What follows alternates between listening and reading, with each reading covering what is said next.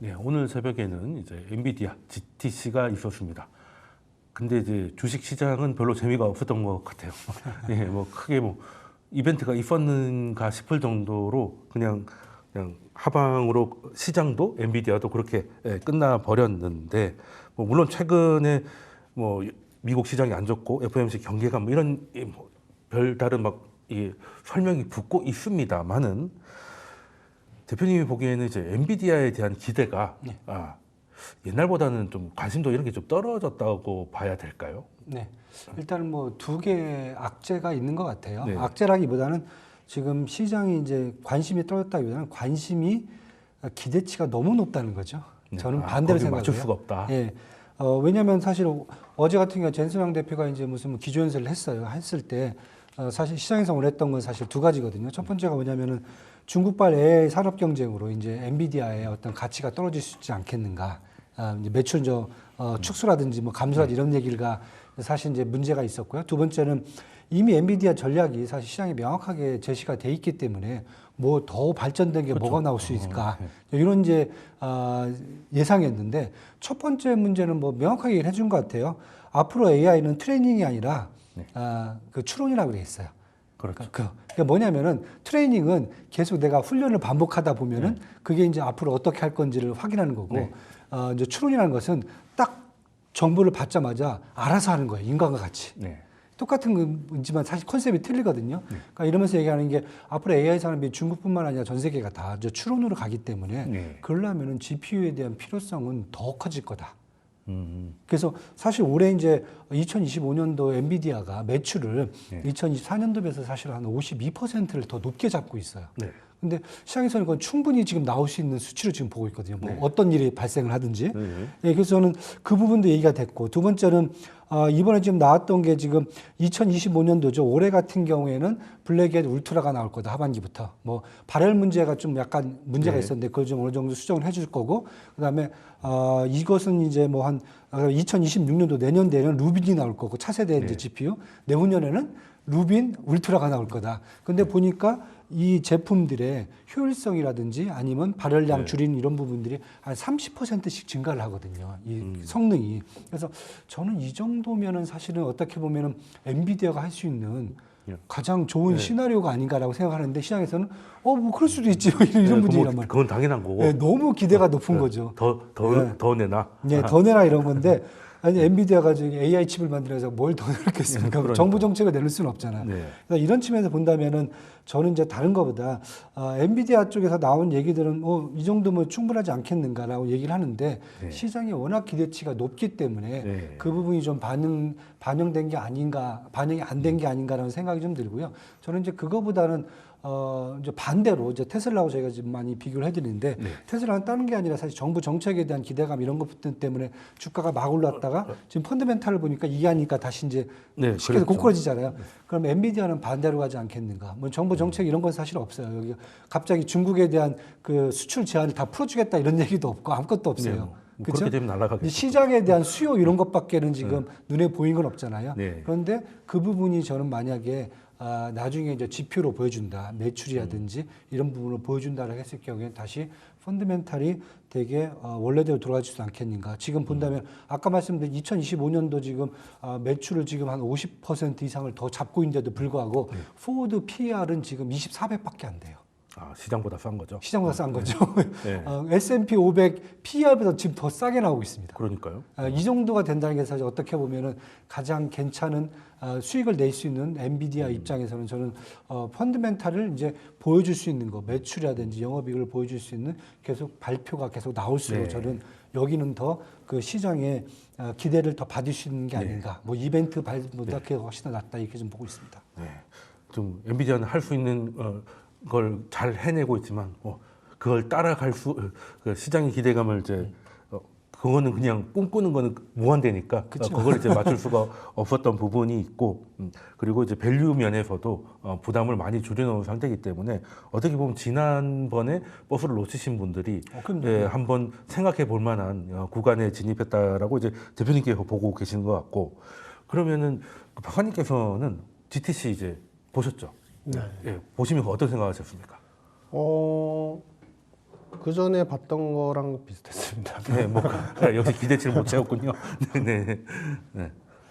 그러니까 그러면은 어떻게 그래도 평가를 좀 해주시죠. 비슷했다고 하셨더라도.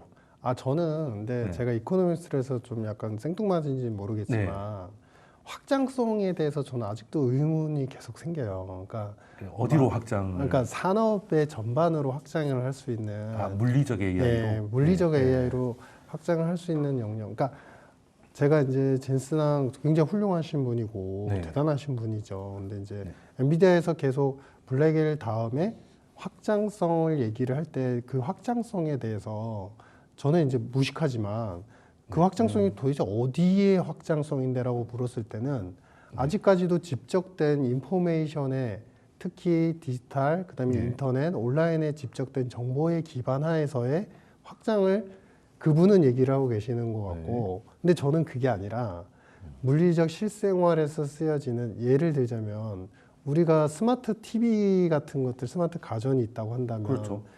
사람의 행동들이, 물론 그거는 이제 정보를 집적하기 위해서 도구가 많이 필요하니까 한계는 있을 수 있습니다. 하지만 사람이 예를 들어서 가전 TV를 우리가 만들어요, AI로. 그런데 사람이 집에 들어오면 습관이 있더라.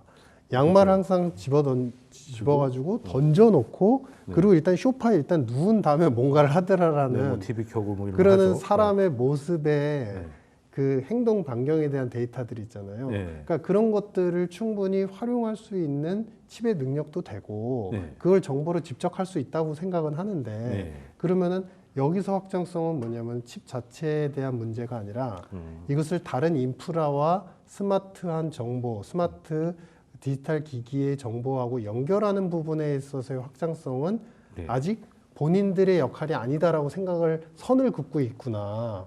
그래서 그런 부분에서 저는 좀 아직까지는 더 획기적인 거를 계속 얘기하셨는데 그게 아니구나라는 생각들을 좀 많이 뭐 했었고요. 강아지 비슷한 것도 막 나오고 뭐 물리적인 것 좀 많이 보여주려고 애를 쓰시는 거는 같던데 그래도 좀 부족해 보이셨나요? 네, 그래서 왜냐하면 그런 부분들이 이제 사람의 행동 반경, 활동, 그다음에 실제 생활과 연결이 되어야지 저는 진짜 AI, 소위 얘기하는 말 그대로 AI로 정보의 비즈니스로 인해서 어떤 성장률의 상승이 일부 나올 수 있어요.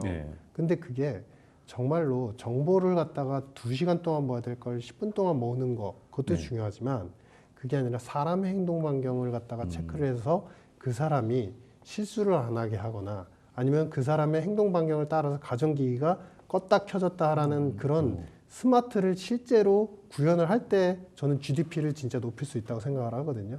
그래서 그런 후자의 영역이 좀 약간 좀 너무 추상적인 소리 같긴 하지만 엔비디아가 인터넷에 있는 정보가 아닌 그런 사람의 행동에 대한 데이터를 수집하기가 쉽지 않아서 그런 거 아닐까요? 그렇게 되면은 이제 그냥 아주 무식하지만 간단히 그런 생각을 할 수 있겠죠. 그 정보를 습득하려면 당연히 그러니까 서버라는 게 있어야 되고 서버라는 거 있기 전에 일단은 우리가 이제 계측 기기를 통해서 이렇게 센서 같은 것들 센서로 확인을 해야 되고 그 확인된 정보가 당연히 이제 서버로 들어가게끔 우리 소위 얘기하는 통신망이 있어야 되는 거겠죠. 그렇죠. 그러니까 이 얘기는 뭐냐면 물론 이제 그쪽 전문이니까 그것만 하면 된다고는 하지만 저는 엔비디아의 어떤 모형 비즈니스 앞으로의 미래가 엔비디아 칩에만 국한이 돼서는 그냥 거기에만 멈춘 딥시크랑만 싸우는 그런 칩에 머물 거라고 생각을 해요. AI 관련 칩만 공급하게 되는 거에서 사업 비즈니스가 좀 제한될 수 있다. 그래서 누군가 더 뭐 훌륭한 전문가가 그런 말씀하시는데 AI 꽃은 결국에는 통신과 그다음에 인프라망과 모든 물리적 망의 통합망이 됐을 때 진정한 AI가 나온다라고 했던 것처럼 그런 비즈니스를 저는 계획만이라도 감히 저 같은 사람들이 상상할 수 없을 정도의 계획만이라도 좀 나왔으면 하는 그런 바람이었고 가전업체에서 비슷한 시도를 좀 하긴 했었던 것 같은데 조금 어설프긴 했던 것 같아요. 그게 조금 엔비디아가 손을 좀 봐줘가지고 이거를 진짜 옆에서 그 어떻게 보면 이제 비서관이 해주는 것처럼 만들어 준다면 오히려 좋을 수 있겠다 이런 말씀을 또 주셨는데 또 우리 입장에서 GTC를 보면서 생각을 할 수밖에 없는 부분이 우리는 어찌됐든 엔비디아도 이제 물리적으로 나가는 데는 아직 한계를 좀 보이겠지만 우리는 아직 거기 그 한계도 못 간 부분이 있다 보니까 우리는 거기에 뭐 디램이라든가 아니면 HBM 같은 약간 납품의 그 상황에 놓여 있지 않습니까? 그러니까 이 엔비디아의 행보 혹은 반 엔비디아 진영의 행보에 따라서 디램의 수요라든지 메모리 시장의 변화를 이제 고민할 수밖에 없는 게 이제 한국 투자자의 입장인 것 같은데 그러면 지금 최근에는 하이닉스보다 삼성전자가 좀 주가적으로 좋습니다. 예. 그냥 삼성전자 싸니까 그냥 사는 건지 아니면 이제는 삼성전자도 뭔가를 역할을 할 수 있는 상황이 됐다고 시장이 판단하시는 건지 어느 쪽에 가깝다고 보십니까, 대표님은? 뭐 최근 한 일주일 외국인들이 좀 많이 샀어요. 기관들 많이 그렇죠. 샀고요. 그게 이제 주가를 끌어올린 이제 요인이었는데 네. 오늘 주총이 있었어요. 네, 그렇죠. 네, 저는 다른 거보다 주총에서 좀 뭔가 나올 걸 기대를 좀 많이 했다. 네. 첫 번째는 뭐 특별 배당이라든지 네. 뭐 이런 부분들도 좀 생각을 했을 것 같고요. 네. 왜냐면 외국인 과거에 이제 삼성전자 주식 매수할 때 패턴 보면은 주총 전에 좀 많이 샀거든요. 특별 배당 노리고. 네. 두 번째는 주총에서 뭔가 그동안 삼성전자가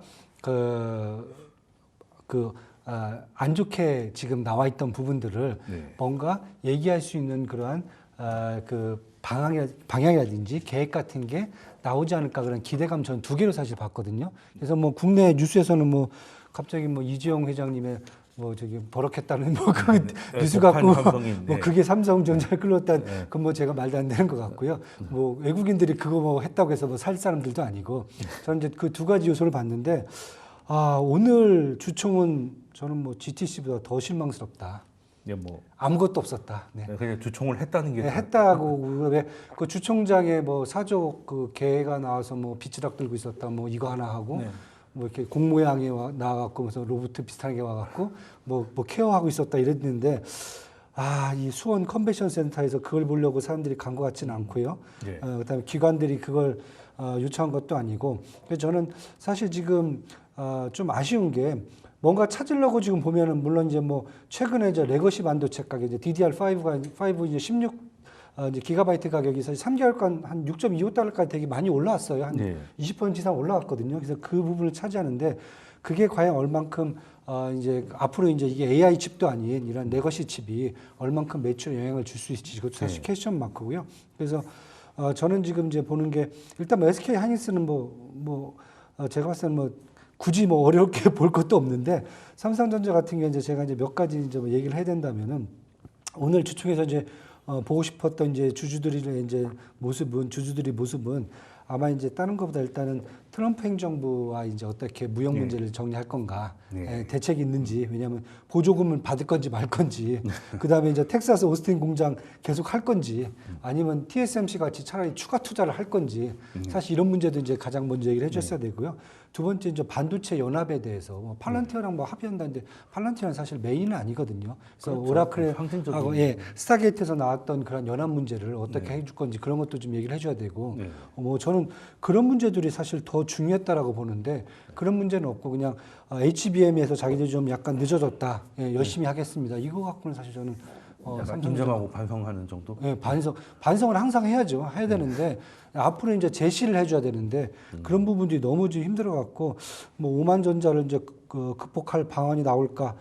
사실 지금 당장으로 좀 쉽지는 않을 것 같고요. 저는 솔직히 말씀드리면 오늘 이제 만약에 내일이 중요할 것 같아요. 과연 샀던 외국인들하고 기관들이 어떠한 매도 물량 과연 쏟아낼 수도 있을 것 같고 그다음에 만약에 3월 30일부터 이제 공매도 시작된다라고 했을 경우에 과연 외국인들의 반응이 어떻게 나올지도 이제 봐야 되는 거고 그렇다고 보면은 삼성전자는 오늘 주총을 저는 좀 기대를 했었는데 이런 식으로 주총하면 저는 좀 뭐라고 해야 되는지 그렇지만은 이렇게 하면 누가 믿겠습니까 삼성전자? 내가 이러려고 수고놓은 게 아니다.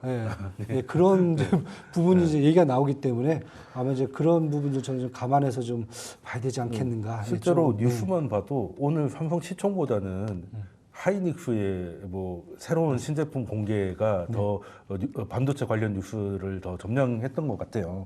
그래서 12단 모형이 이제 처음 그렇죠. 그거 나왔지 않습니까? 나왔죠. 네. 네, 그리고 삼성이 한 92 점수 좋게 받았다 뭐 이런 얘기를 했는데 그거보다 더 앞에서 하이닉스가 내놨기 때문에 오히려 좀 찬물 아닌 찬물을 끼얹어 버렸는데 그래도 지금 HBM이나 이런 거에 대한 공급이 너무 많아졌었기 때문에 상대적으로 공급이 줄어들었던 DDR5나 이런 것들이 그래도 지금 중국의 경기가 조금 살아나고 있고 이구환신 뭐 이런 소비 전략 때문에 그러면 수요가 약간 자극돼서 공급 충격으로 디램 값이 좀 오를 수 있다는 전망이 있고요. 그리고 실제로 조금씩 오르고 있는 것 같습니다. 그것 때문에 그래도 6만 전자 오늘 못 찍었지만 근처까지는 갔지 않습니까? 그러면 아무리 이제 삼성이 이제 앞 미래가 좀 힘들어도 그래도 레거시 없이 살 수는 없잖아요. AI 뭐 살 건 아니니까. 그래도 한번 오늘 소부장 이런 것들 레거시 소부장 반응 보면은 그냥 놓기는 아까운 것 같은데 박사님께서는 레거시하고 HBM하고의 이 구도를 어떻게 보고 계시는지 한번 질문 드리고 싶습니다.